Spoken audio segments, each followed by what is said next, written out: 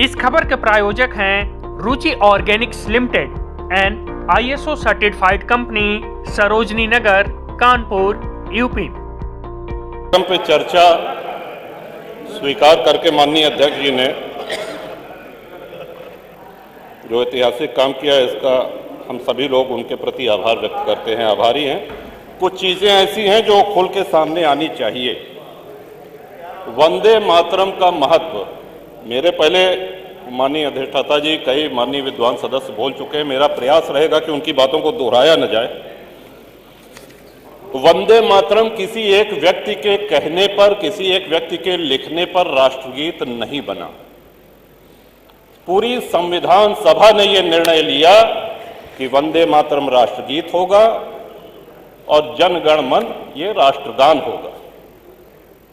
और संविधान सभा में कौन कौन से महानुभाव थे ये बताने की आवश्यकता नहीं। वो हमसे बहुत अधिक ज्ञानी, वो हम सब लोगों के आदर्श, एक से एक व्यक्तित्व, एक से एक विभूतियां उस संविधान सभा में थी।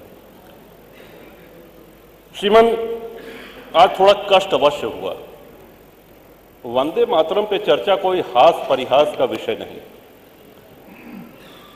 वंदे मातरम सभी के लिए पूज्य है, सभी के लिए सर्वमान्य है, ऐसा हम लोग मान करके चल रहे थे। और जो लोग वंदे मातरम का गान करके फांसी पे चढ़ गए, बंकिम बाबू ने बंगाल में लिखा, लेकिन यह पूरे भारत में व्याप्त हुआ। श्रीमान, खुदीराम बोस जी का जन्म हुआ बंगाल में मिदनापुर में, और उनको फांसी पे चढ़ाया गया मुजफ्फरपुर बिहार में। अंतिम शब्द उनके वंदे मातरम थे। मदन लाल धींगरा अमृतसर पंजाब में जन्म हुआ, लंदन में उनको फांसी पे चढ़ाया गया, उनका अंतिम शब्द वंदे मातरम था। पंडित राम प्रसाद बिस्मिल जी शाहजहांपुर में जन्म हुआ, उनको फांसी पे चढ़ाया गया गोरखपुर में। वंदे मातरम अंतिम शब्द थे जो उनके श्रीमुख से निकले।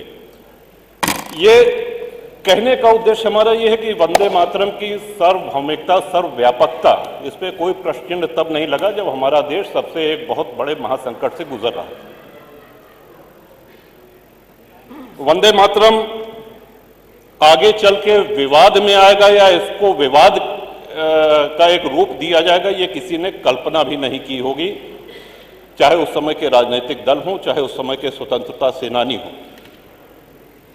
वंदे मातरम किसी धर्म, किसी मजहब के विरोध में नहीं है।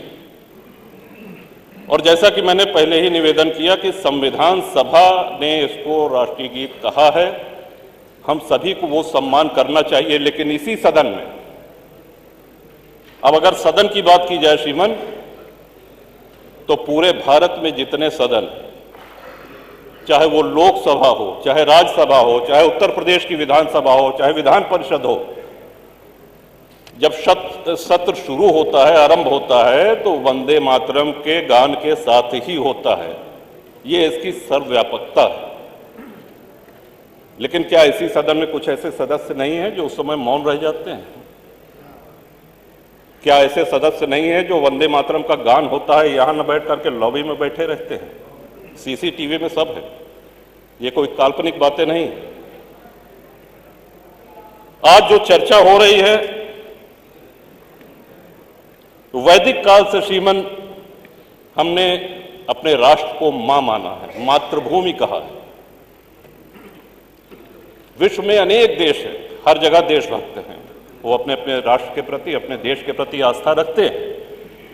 लेकिन मां स्वरूप ये हम लोगों ने कहीं नहीं सुना कि जापान माता की जय, या ताइवान माता की जय, या अमेरिका माता की जय।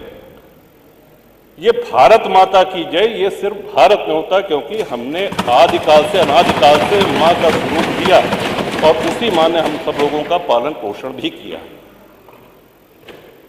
बंकिम बाबू के इस कालजयी रचना को पूरे भारत में स्वतंत्रता सेनानियों ने अपनाया, इतना लोकप्रिय हुआ, तब जाकर के इसको राष्ट्रगीत के रूप में संविधान सभा ने मान्यता दी। श्रीमान, एक और बात जो प्रश्न में छोड़ के जा रहा हूं, जो हमारी समझ में नहीं आ रहा है कि वंदे मातरम पे आपत्ति किसको है और क्यों है। एक और बात कही गई कि साहब दिल से गाना चाहिए, डंडा से नहीं। तो डंडा कोई नहीं चला रहा है और दिल से गाना चाहिए, ये तो स्वाभाविक सी बात है कि आप अपने राष्ट्रगीत को दिल से नहीं गाएंगे तो क्या करेंगे।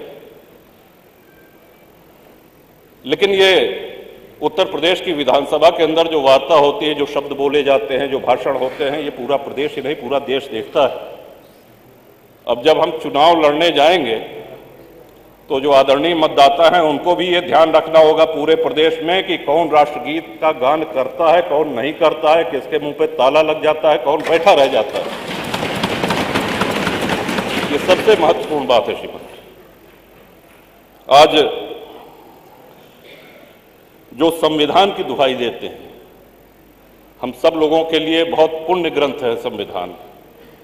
संविधान सर्वमान्य दस्तावेज है हमारे राष्ट्र का और उसी संविधान सभा ने इसको राष्ट्रगीत का दर्जा दिया है। मैं आशा करता हूं कि हमारे बाद जो माननीय सदस्य बोलेंगे वो इस विषय को अवश्य इस पे प्रकाश डालेंगे कि वंदे मातरम पे आपत्ति किसको है और वंदे मातरम पे आपत्ति क्यों है। ये दो सीधे सरल सवाल, ये सदन में भी चर्चा होनी चाहिए इस पे और श्रीमान आपके माध्यम से, सदन के माध्यम से पूरे प्रदेश में ये संदेश जाना चाहिए कि राष्ट्रगीत पे किसको। अब कल के दिन कह देंगे कि साहब ये वंदे जो है जनगण मन भी जो है ये कहीं भारत भाग्य विधाता, कहीं भारत को हम अपना भाग्य विधाता नहीं मानते हैं, इसको भी हटाओ, इसको भी नहीं गाएंगे, तब हम लोग क्या करेंगे। तो ये बड़े गूढ़ विषय, ये तब नहीं था जब आजादी की लड़ाई हो रही थी। इन विषयों पर श्रीमान अवश्य आज माननीय सदस्य जो बोलेंगे उस पर बोलें, तभी ये चर्चा सार्थक होगी। आपने हमको समय दिया, बहुत बहुत आभार, धन्यवाद।